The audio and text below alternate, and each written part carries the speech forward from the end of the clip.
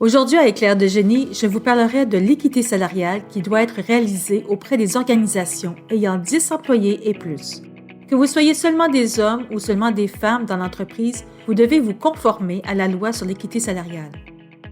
Il y a beaucoup de confusion sur ce processus et éclaircir ce sujet serait une bonne façon de comprendre vos obligations en tant qu'employeur. Ici Thérèse Témélis, consultante senior en gestion des ressources humaines chez Témélis RH Solutions Incorporées.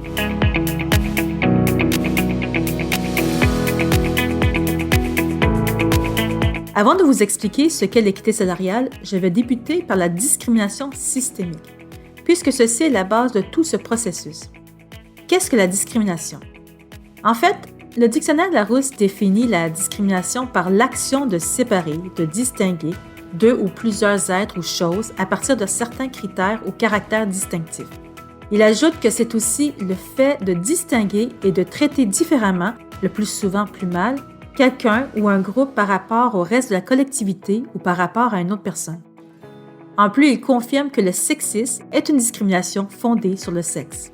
Maintenant que nous avons déterminé le terme discrimination, qu'est-ce que nous voulons dire par systémique? Pensée automatique. Ce qui se fait automatiquement. Le concept de la Commission des normes de l'équité, de la santé et de la sécurité du travail représente la discrimination systémique dans la distinction entre les postes traditionnellement considérés féminins versus ceux qui sont masculins. Prenons comme exemple le poste de secrétaire. Immanquablement, nous pensons à une fonction occupée par une femme. Si nous tentons d'imaginer un homme, nous trouvons l'idée, disons, hors du commun. Je parle en général, naturellement. Mais la majorité du temps, on s'attend à obtenir des curriculums vitae de femmes plus que d'hommes pour combler ces positions. Or, automatiquement, nous avons déterminé que ce poste est féminin, basé sur l'historique et l'expérience que nous connaissons des métiers sur le marché. Cependant, sachez que cette tendance est surtout culturelle.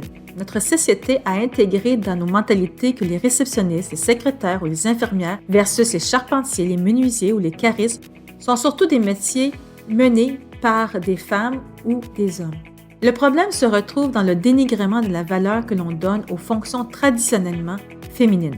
Maintenant, nous comprenons ce qu'est la discrimination systémique. Voilà la mission de l'équité salariale et pourquoi la loi a été créée.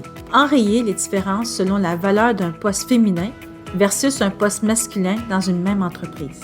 La CNESST mentionne que l'équité salariale consiste à attribuer à des emplois féminins un salaire égal à celui d'emplois masculins de valeur équivalente dans l'entreprise, même si ces emplois sont différents.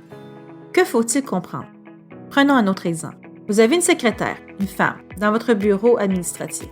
Ses tâches consistent à répondre au téléphone, rédiger des lettres, suivre les courriels, monter des rapports, classer les dossiers, préparer les rendez-vous, faire les commandes de la papeterie, accueillir les visiteurs, enregistrer leurs noms et coordonnées, prévenir les gestionnaires, assurer la réservation des salles de réunion, commander les cafés, jus, thé et les muffins, appeler les traiteurs dans certaines circonstances. Imaginez que ces journées soient complètement chargées. Elle soulève des piles de dossiers, elle est assise plus de 6 heures dans la même position, elle répond à plusieurs tâches tout en étant constamment interrompue par diverses demandes de la gestion et collègues. Maintenant, prenons l'exemple d'un journalier d'entrepôt dans la même entreprise. Voici ses tâches. Recevoir les commandes, entrer les bons dans l'ordinateur, charger et décharger les camions, conduire le chariot élévateur, assurer de bien entreposer la marchandise, faire suivre la marchandise vers la production, nettoyer les lieux de travail, entretenir le transpalette. Pour son travail, il est constamment en mouvement pendant plus de 6 heures. Il se doit de répondre judicieusement aux bons de commande et ne pas faire d'erreur d'expédition ou de réception de la marchandise. Aussi, assurer sa sécurité sur son lieu de travail et de sa conduite sur le chariot élévateur. Chacun a ses tâches et chacun doit avoir les qualifications et formations pour remplir leurs fonctions. Ils sont dans 2 milieux différents, mais dans la même entreprise. Donc, disons que vous avez 3 secrétaires et 3 journaliers d'entrepôt. Les secrétaires représentent une catégorie d'emploi. Elles détiennent un secondaire 5, une formation de base en secrétariat et 2 ans d'expérience. Leur salaire est 19,25 $. Les journaliers d'entrepôt représentent une autre catégorie d'emploi. Ils ont leur secondaire 5, une formation de cariste et 2 ans d'expérience. Leur salaire est de 20,50 $. Le logiciel du gouvernement québécois permet de faire l'évaluation de ces 2 catégories d'emploi par l'employeur ou le comité de représentants de l'entreprise. Ils doivent faire leur évaluation des catégories par pointage sur les facteurs déjà établis.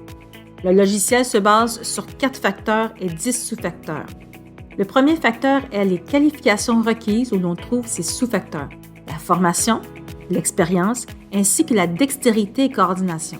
Deuxième facteur, les responsabilités assumées, qui a comme sous-facteur l'imputabilité, la communication et la supervision.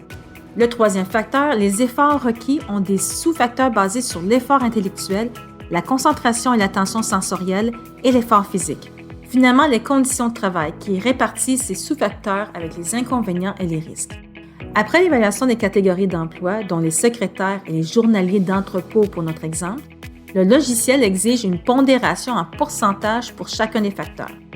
Donc, vous avez un certain pointage attribué à vos catégories d'emploi et maintenant, vous allez les calculer avec les pourcentages qui vous donneraient une valeur. Imaginons que les secrétaires ont une valeur de 518 et les journaliers d'entrepôt ont une valeur de 480. Dans ces circonstances, on comprend qu'il y a un écart salarial entre la valeur de la catégorie à prédominance féminine versus la catégorie à prédominance masculine. Nous concluons que les femmes sont moins payées pour leurs services. Donc, l'employeur devrait verser la différence de salaire entre les deux catégories qui est de 1,25 $. Il va devoir payer le nombre d'heures travaillées du présent jusqu'à 5 ans en arrière. Donc, faisons un calcul général. 1,25 $ par 40 heures par 52 semaines fois 5 égale 13 000 $ par secrétaire. Mais ce n'est pas tout. S'il y avait d'autres secrétaires par le passé dans ces postes, dans les 5 dernières années, elles auront droit à la compensation. Même celles qui sont en congé de maternité ou autre situation, elles auront droit à ce remboursement. Dès qu'une organisation a 10 salariés et plus, elle a 1 an pour faire son exercice d'équité salariale, mais obtient 4 ans de sursis pour l'accomplir. Cependant, pour éviter que la discrimination systémique recommence, le gouvernement a établi qu'il devait y avoir un maintien de l'équité salariale à chaque 5 ans pour toute la vie de l'organisation. Pour l'exercice de l'équité salariale, qui est la première démarche, s'il y a des écarts salariaux, les versements peuvent être différés sur 5 ans. Mais pour le maintien, s'il y a encore des écarts, l'employeur devra faire un seul versement. L'équité salariale s'applique à toutes les organisations, entreprises et même les organismes à but non lucratif ayant 10 salariés et plus. Il y a des dates à respecter, des assujettissements qui sont établis et d'autres critères à suivre. Il n'existe pas d'accréditation pour accomplir ce travail. Le but des consultants en ressources humaines qui offrent ce service est d'alléger ce travail aux employeurs. Vous n'avez pas besoin de comptable ni de signature particulière. Vous êtes les seuls responsables de cette démarche, mais nous sommes là pour vous soutenir.